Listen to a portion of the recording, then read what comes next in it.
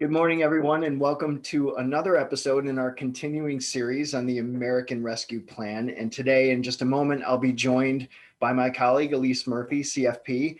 And today we're going to be talking about student loan forgiveness and also some other parameters inside the American Rescue Plan that will impact student loans and students. So, Elise, I'm going to have you jump right in here. Let's first talk about student loan forgiveness and what's inside of this package to help students and those that have taken out loans.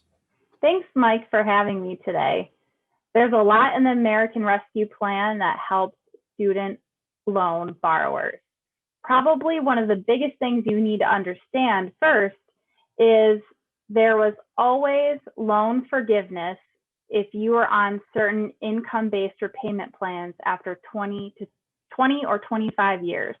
There also was public service loan forgiveness if you were a nonprofit or certain government employee.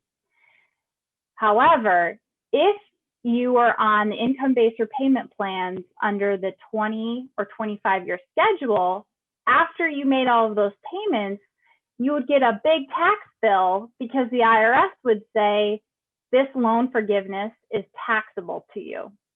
Now, what the American Rescue Plan does is it says both private and federal loans, the forgiveness on those is not taxable until December 31st of 2025. That's great news for borrowers. We really hope that this is something that will be extended into the future, but that's unknown at this time. What it also does is it really sets up the proposal by the Biden administration for a potential future $10,000 loan forgiveness for borrowers. That would mean that that forgiveness was also not taxable. Now, a big thing, go ahead, Mike.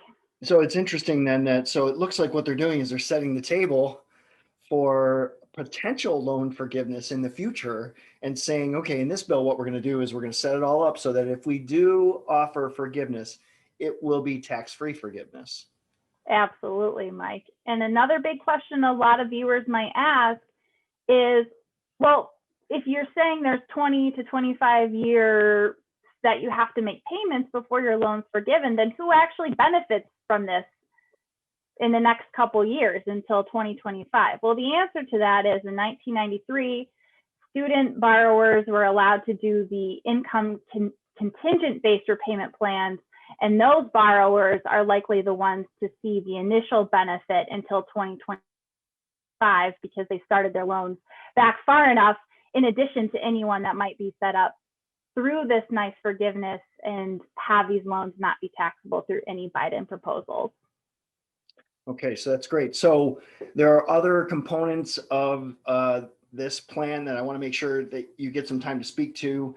Let's start by talking about the Higher Education Emergency Relief Fund, HEERF. Talk a little bit about what's in the bill for that. Yeah, $40 billion is what is in the bill for our higher education institutions. And what they're allowed to do with this money is at least half of it needs to go to students to make sure that they are getting help, especially students that are considered of great need. There is a lot of students out there that need to use every resource they have available, whether it's unemployment insurance, whether it's the economic stimulus payments. They need everything they can get, every little bit of help they can get. And so this is also going to help the higher education institutions get the word out about what benefits are available to them.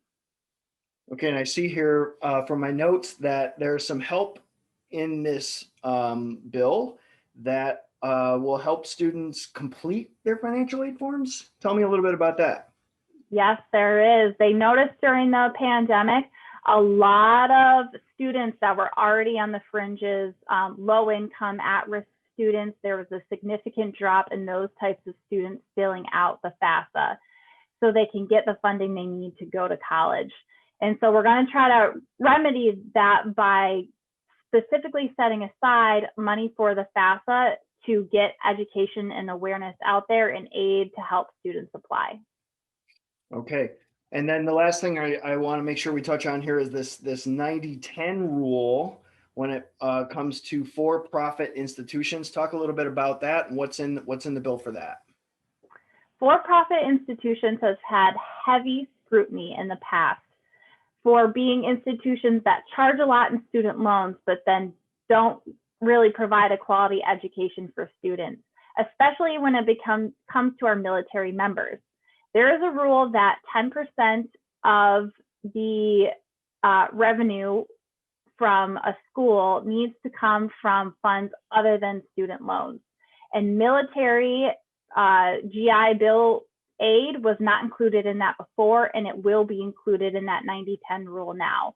And so the thinking is that maybe this will help colleges that are non-for-profit help to recruit more of those service members and hopefully get them into nonprofit institutions rather than some for-profit colleges that have been heavily criticized for their degrees and the quality of those degrees.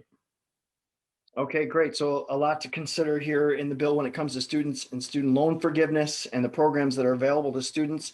So I want to thank Elise for joining me today on another version of our continuing series on the American Rescue Plan. It is our last installment. However, if you're interested in going back and viewing the other 5 installments that we put together, we really encourage you to visit our YouTube page, subscribe to that channel there. You can get all of our content as it's created. And until next time, I want to thank everybody for listening and have a great day. Thank you.